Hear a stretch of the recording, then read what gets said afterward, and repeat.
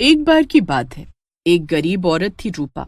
वो अपनी इकलौती बेटी सोनाली के साथ रहती थी। रूपा लोगों के घर बर्तन मांजने जाती थी और इसी तरह से वो किसी तरह घर चला रही थी और अपनी बेटी को पढ़ा रही थी। एक दिन सोनाली जब शाम को अपनी पढ़ाई खत्म करके मैदान में खेलने जाती है तो वहाँ पर खेल रही लड़कियाँ सोनाली से कहती हैं, अरे देखो देखो, बर्तन मांजने वाली सोनाली आ गई। क्यों सोनाली, हमारे घर में मांज आई है ना बर्तन? दोनों हंसने लगती हैं। ये सुनकर सोनाली को गुस्सा आ जाता है। अरे ये तुम दोनों क्या कह रही हो? मैं किसी के घर बर्तन मांजने नहीं जाती, वो तो मेरी माँ करती है ये काम। और भला तुम लोग उनका मजाक क्यों उड़ा रही हो? अरे ओ सोनाली, ज्यादा बन मत, तू भी आगे चलकर दूसरों के घरों में बर्तन ही मांजेगी। सही कहा पूजा ने। सोनाली, तू तो स्कूल भी बेमतलब जाती है, आखिर में तो तुझे सिर्फ जूठे बर्तन ही धोने हैं। वो दोनों लड़कियां सोनाली का खूब मजाक उड़ाती हैं और इस बात से सोनाली को बहुत दुख होता है। वो रोते रोते वापस अपने घर पहुंच जाती है। अंधेरा हो चुका था और अब रूपा भी सारे घरों का काम करके घर लौट चुकी थी। आज तो मेरे हाथ में दर्द हो गया काम करते करते। सोनाली, बेटा जरा एक गिलास पानी तो लाकर देना। माँ, तुम ये घरों में बर्तन धोने का काम छोड़ दो, मेरे दोस्त मेरा मजाक उड़ाते हैं। क्या? ये तो क्या कह रही है सोनाली? अरे इस काम की वजह से तो मैं तुझे पढ़ा लिखा पा रही हूँ और कोई भी काम छोटा बड़ा नहीं होता।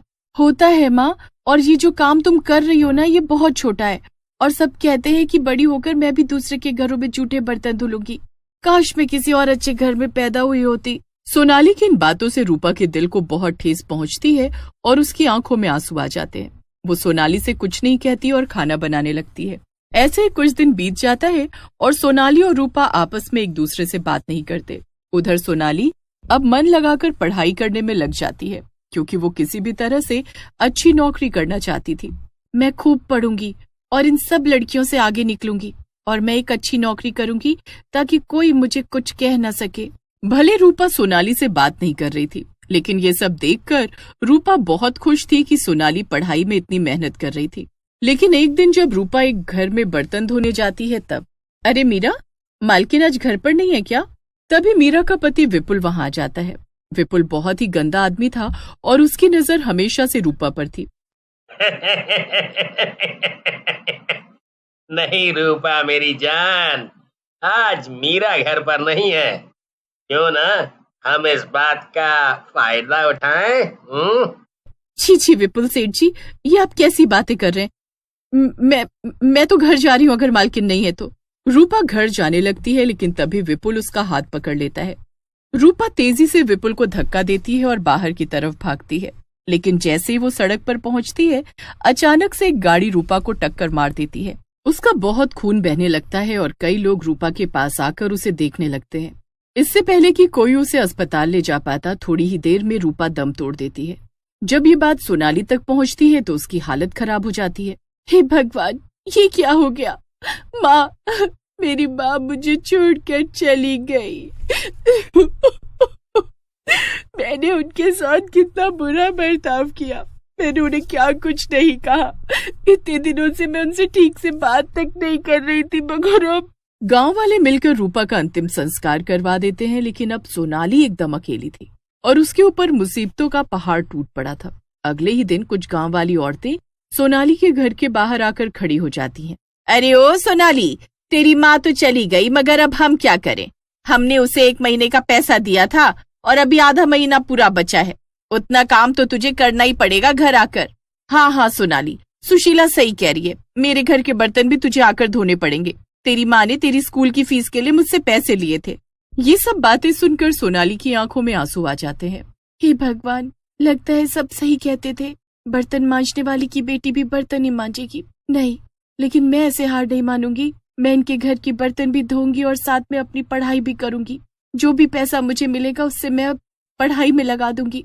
आखिर माँ भी तो यही चाहती थी कि मैं पढ़ लिख कर कुछ बनूं। क्या सोचने लग गई सोनाली? जल्दी बता, तू आएगी कि नहीं, वरना हमें हमारे पैसे वापस। मैं भला पैसे कहाँ से वापस करूंगी दीदी? मैं ही आप सबके घर बर्तन मांजने आऊंगी अब से। आगे भी आप लोग मुझे ही पैसे देना, मुझे अपनी पढ़ाई भी पूरी करनी है। ये सुनकर सभी औरतों को तसल्ली हो जाती है और वो सब अपने अपने घर चली जाती हैं। उधर सोनाली की माँ रूपा मरने के बाद एक चुड़ैल में बदल गई थी, क्योंकि उसे अपनी बेटी की बहुत चिंता थी। वो छुप छुप कर अपनी बेटी को देखती थी।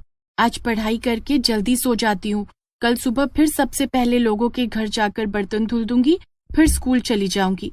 चुड़ैल अपनी बेटी को देखकर सोचती है, बेचारी मेरी बच्ची, अब उसके ऊपर कितनी मुसीबतें आ गई है। अगर मेरे बस में होता तो मैं कभी उसे बर्तन धुलने ना जाने देती। लेकिन तभी चुड़ैल को एक आइडिया आता है और वो खुश हो जाती है। ठीक है, अब मैं अपनी बेटी को लोगों के घर के जूठे बर्तन नहीं धोने दूंगी। अगले दिन सुबह सोनाली जल्दी उठ जाती है और नहा धोकर स्कूल के कपड़ों में तैयार हो जाती है। चलो सबसे पहले जल्दी से सुनीता दीदी के घर जाती हूँ। सुनीता सोनाली के पड़ोस में ही रहती थी। अरे सही वक्त पर आ गई सोनाली, देख जाकर किचन में जरा, कल के पूरे बर्तन पड़े अभी तक, जा जल्दी से धो दे। ठीक है दीदी। वैसे तू ये स्कूल के कपड़ों में क्यों आई है? वो दीदी, यहाँ सब घरों में काम खत्म करके सीधा स्कूल जाऊंगी, वरना मेरी पढ़ाई छूट जाएगी। अच्छा ठीक है, जा जाकर बर्तन धो दे अब। लेकिन सोनाली जितनी देर में अपना बैग रखकर किचन में पहुंचती है, चुड़ैल उससे पहले पहुंचकर ही चुटकियों में सारे गंदे बर्तन धुल देती है। अरे ये क्या, ये सब बर्तन तो एकदम चकाचक है, भला ये सब क्या हो रहा है? अब मेरी बेटी को एक भी घर में बर्तन नहीं धुलने पड़ेंगे, मैं उससे पहले ही जाकर सब बर्तन धुल दूंगी। तभी किचन में सुनीता आ जाती है। अरे ये क्या सोनाली, तूने इतनी जल्दी बर्तन धुल भी दिए? वाह वाह, चल ठीक है, इस हिसाब से तू काम करेगी तो समय पर स्कूल पहुंच जाएगी, जा। सोनाली खुश हो जाती है। लेकिन जहाँ जहाँ सोनाली पहुंचती है, चुड़ैल पहले ही वहाँ बर्तन धुल देती है। इस बात से सोनाली बड़ी हैरान हो जाती है। आखिर ये सब हो क्या रहा है? अजीब बात है, लेकिन अभी देर हो रही है, स्कूल जाती हूँ। सोनाली स्कूल जाती है और दिन भर खूब मेहनत से पढ़ाई करती है। लेकिन जब वो घर लौट रही थी, तभी अचानक से उसे वही दोनों लड़कियां मिलती हैं जो हमेशा उसका मजाक उड़ाती थी। अरे महक, तुझे पता आज ये सोनाली मेरे घर बर्तन धोने आई थी? क्या सच में? हाँ और क्या, मैंने तो तुझसे कहा था सोनाली कि तुझे भी आगे चलकर बर्तन ही धोने होंगे। ये सब सुनकर सोनाली को बहुत दुख होता है, लेकिन इस बार सोनाली की माँ चुड़ैल वहीं पास में खड़ी होकर सब कुछ सुन रही थी। चुड़ैल उन दोनों लड़कियों के पास जाती है और उन्हें दोनों हाथों से पकड़कर हवा में उड़ा देती है। आ, बचाओ बचाओ चुड़ैल! सोनाली भी चुड़ैल को देखकर डर जाती है। सोनाली डर के मारे वहां से अपने घर भाग जाती है, लेकिन चुड़ैल उन दोनों लड़कियों को खूब डराती है, इतना कि वो दोनों सोनाली को दोबारा परेशान करने के बारे में सोच भी नहीं सकती थी। ये आज हो क्या रहा है? पहले वो बर्तन अपने आप धुल गए, और फिर जब पूजा और महक ने मुझे परेशान किया, तब अचानक से हमारे सामने एक चुड़ैल आ गई। ये सब आखिर हो क्या रहा है? सोनाली सोचती है कि वो अब बस खा पी कर सो जाएगी, लेकिन तभी उसे याद आता है कि अभी उसे एक घर में और जाना है बर्तन धोने, और ये किसी और का घर नहीं था, बल्कि विपुल और मीरा का घर था। सोनाली वहां पहुंचती है और देखती है कि अंदर विपुल बैठा हुआ था और खुद से ही बातें कर रहा था। ओहो, मेरी वजह से उस रूपा की जान चली गई, मगर ये तो अच्छा हुआ कि किसी को पता नहीं चला, वरना अगर मीरा को पता चल जाता कि मैंने उसके साथ क्या किया, तो वो तो मुझे घर से ही निकाल देती और मुझे पुलिस के पास जाना पड़ता। विपुल की ऐसी बातें सुनकर सोनाली हैरान रह जाती है। क्या मेरी माँ की जान आपकी वजह से गई? विपुल जल्दी से जाता है और सोनाली को पकड़ लेता है, लेकिन तभी वहां पर चुड़ैल आ जाती है और विपुल की गर्दन पकड़ लेती है। नहीं, अब मैं तुझे छोड़ूंगी नहीं। अभी तक तो मैं तुझे कुछ नहीं करने वाली थी, लेकिन तूने मेरी बेटी को भी मारने की कोशिश की। अब मैं तुझे जिंदा नहीं छोड़ूंगी। इतना कहकर चुड़ैल विपुल को मार देती है और उसे गायब कर देती है। लेकिन सोनाली अब सब समझ चुकी थी। माँ, ये तुम हो माँ?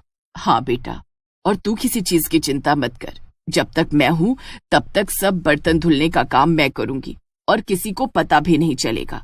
मुझे माफ कर दो माँ, मैंने इतनी गलती की, फिर भी तुमने हमेशा मेरा साथ दिया, यहाँ तक कि मरने के बाद भी। सोनाली अपनी माँ को गले लगा लेती है और खुशी खुशी उसके साथ रहने लगती है। अब उसकी चुड़ैल माँ बर्तन धुलती थी और सोनाली मन लगाकर पढ़ाई करती थी।